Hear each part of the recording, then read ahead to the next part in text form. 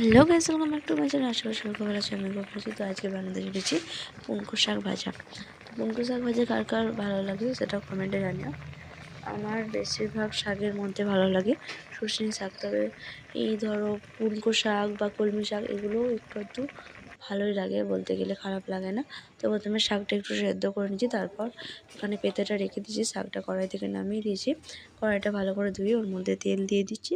তেলটা একটু গরম হলে ওর মধ্যে শুকনো লঙ্কা দিয়ে দিচ্ছি, কারণ শুকনো লঙ্কা দিয়েই ভাজবো, রসুন ফোড়ন দেবো না, নিরামিষ খাওয়া হবে আজকে সেই জন্য। তো এরপর লঙ্কাটা বেশ ভালোভাবে ভাজা হয়ে গেছে, ওর মধ্যে শাকটা দিয়ে দেবো।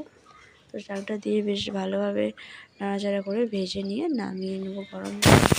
শাকের সাথে প্রথম পাতে যদি শাক ভাজা না থাকে তবে ভালো লাগে না, তাই না? তো কেমন লাগছে জানিও, ভালো লাগলে যদি লাইক কমেন্ট সাবস্ক্রাইব করে বন্ধুরা পাঠাতে পারে কিন্তু ক্লিক করবে, যাতে সবার প্রথমে আমাদের কাছে ভিডিও পৌঁছে যায়। আর কী কী রেসিপি তোমরা দেখতে চাও সেটাও কমেন্টে জানিও, আমি তোমাদের সাথে শেয়ার করার চেষ্টা করবো। তো আজকের মতো এটুকুই। Thanks for watching, tata.